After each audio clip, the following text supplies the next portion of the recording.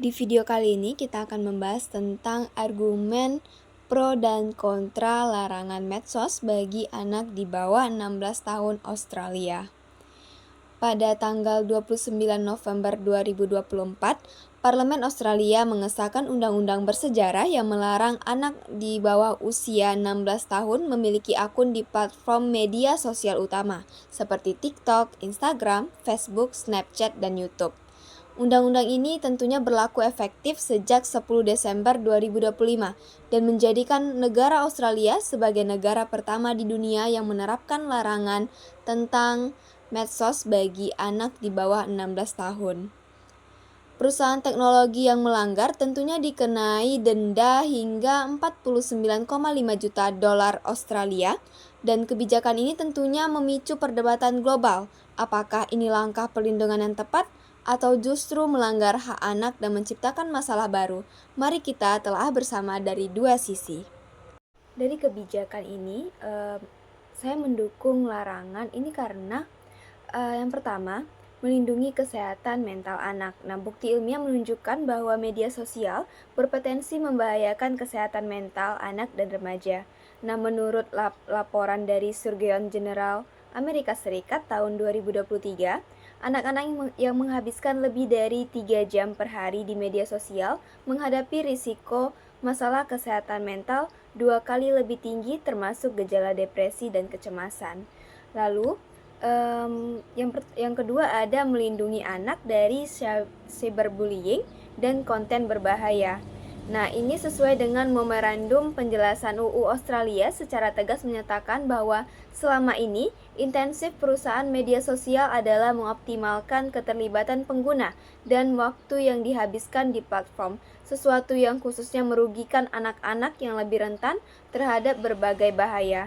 Undang-undang ini lahir di tengah meningkatnya angka bunuh diri dan perilaku menyakiti diri sendiri di kalangan generasi Z Australia. Kampanye mengenai Let Them Be Kids yang mendorong lahirnya UU ini mempublikasikan kisah anak-anak yang meninggal akibat bunuh diri terkait dengan perundungan di media sosial. Lalu adapun argumen dukungan publik yang kuat dan legitimasi demokrasi. Nah, jejak pendapat YouGov pada November 2024 menemukan bahwa 77% warga Australia mendukung adanya batas usia ini. DPR Australia bahkan menyetujui RUU ini dengan selisih suara yang sangat besar, yaitu 102 berbanding 13. Nah, yang terakhir ada tanggung jawab yang dibebankan pada perusahaan, bukan anak. UU ini adil karena yang dihukum bukan anak-anak, melainkan perusahaan-perusahaan teknologi raksasa yang memproduksi teknologi digital.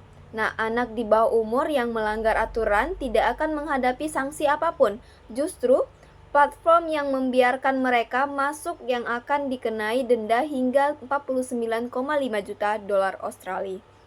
Menurut American Psychology Association atau API, menegaskan korelasi antara pengguna media sosial yang tinggi dengan kesehatan mental yang buruk di kalangan remaja, mendukung urgensi regulasi terhadap perusahaan teknologi.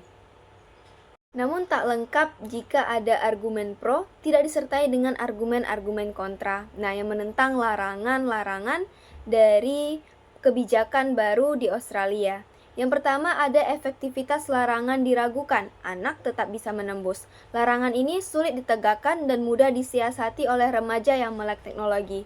2 bulan setelah berlaku, laporan NPR pada Februari 2026 mengungkapkan bahwa remaja di bawah 16 tahun masih mampu mengakses platform tertentu. Seorang remaja berusia 15 tahun dari Melbourne berhasil memulihkan akun Instagramnya yang dinonaktifkan menggunakan pengenalan wajah karena wajah yang tampak cukup tua untuk lolos sistem verifikasi.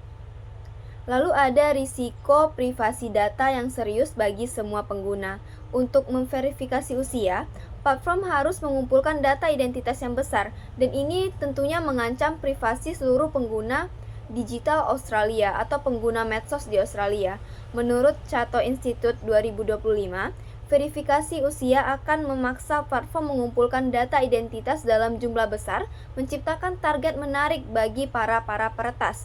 Australia sendiri telah mengalami serangkaian kebocoran data besar, termasuk dari Qantas tahun 2025, Medisure, Medisecure 2024, dan Medibank 2022. Nah, lalu ada mengisolasi anak dari komunitas pendukung. Nah, media sosial tentunya juga mempunyai manfaat positif. Tidak hanya manfaat negatif, tetapi juga ada manfaat positif, termasuk sebagai ruang dukungan sosial. Menurut pakar Johns Hopkins Medicine, media sosial dapat memberikan akses ke informasi yang tidak tersedia di tempat lain, serta menjadi ruang yang aman bagi remaja untuk mengekspresikan diri dan menemukan komunitas yang membantu mereka dalam melewati masa sulit. Yang terakhir ada proses legislasi terlalu tergesa-gesa. Kebijakan sebesar ini harusnya dirumuskan dengan kajian mendalam, bukan terburu-buru. Menurut Senator Matt Canavan yang menentang RUU ini, mencatat bahwa terdapat 15.000 masukan yang dikirimkan hanya dalam satu hari konsultasi publik, dan para legislator hanya mampu menelaah sebagian kecil saja. Dan ia menyebut ini sebagai isu yang sangat emosional, yang membutuhkan kajian cermat, bukan proses tergesa-gesa. Peneliti Timothy Koski dari Center for AI, Trust and Governance, University Sydney, menyatakan bahwa data untuk mengukur dampak nyata dari larangan ini membutuhkan waktu bertahun-tahun untuk dikumpulkan sehingga terlalu dini untuk menyimpulkan keberhasilannya.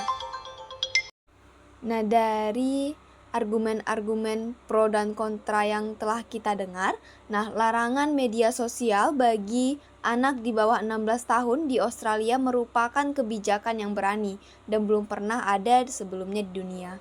Di satu sisi, ia berlandaskan pada kekhawatiran nyata tentang kesehatan mental generasi muda, didukung bukti ilmiah dan mendapat dukungan publik yang luas.